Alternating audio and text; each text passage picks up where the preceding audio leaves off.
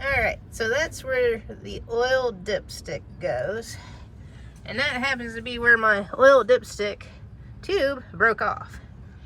And I've been fighting with that most of the day.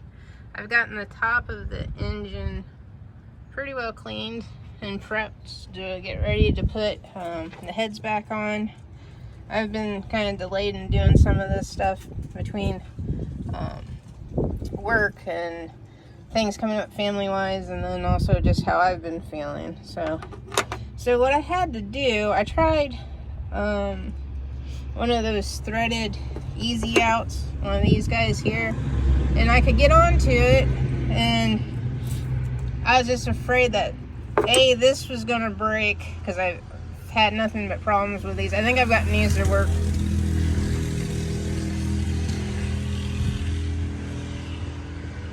I think I've gotten these to work like once whenever I've tried to extract something. So I tried that didn't work. I was able to get a bolt in it, and I started threading the bolt in, and then I was prying on the bolt, but my only surface was the engine mount here. So it kept prying it off at an angle, and I ended up breaking off a piece of it that had the, I don't know where it went to, but just had the, I guess it's over there, had just the O-ring on it. So then it was broken down past the engine, the flush with the engine block. So then I modified a bolt, and if I can get this to focus right, because it's just phone's being stupid today.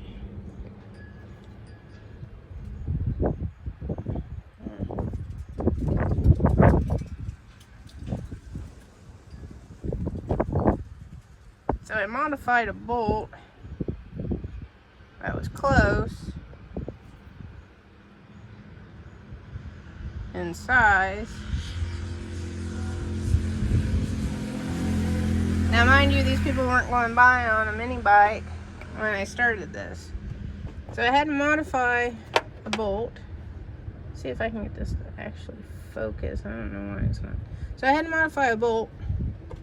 I kind of narrowed the tip, and then I put a cut in it to make it almost like a self-tapper.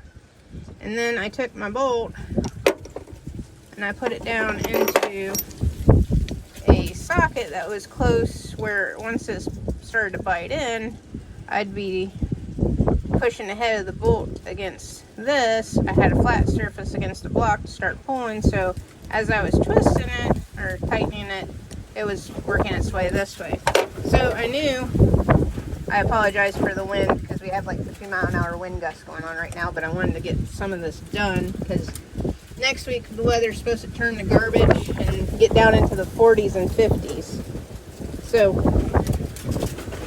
I'll try to hide down here in the engine bay, and I don't think that's going to work very well, as probably the hood falls on me. So as I was tightening that up, it bit into the rest of my tube, and this is how much tube was actually, oh crud. This is how much tube was actually down into the oil pan.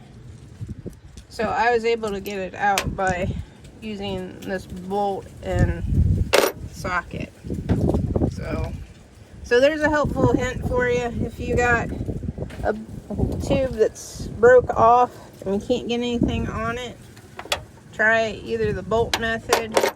If you can get a good bite on it with a bolt, and you can get something from underneath to hit it with a hammer and a chisel, that'd pop it straight out, because you want to get it to come straight and not off to the right or to the left. So there's your tip for today. Like I said, I got this pretty well cleaned up. I had to suck out some more of the coolant from the back, because the back head bolt chambers were full of water, coolant. I really didn't want that, because I wanted this to all be dry whenever I put the sealant on and also put the gaskets on.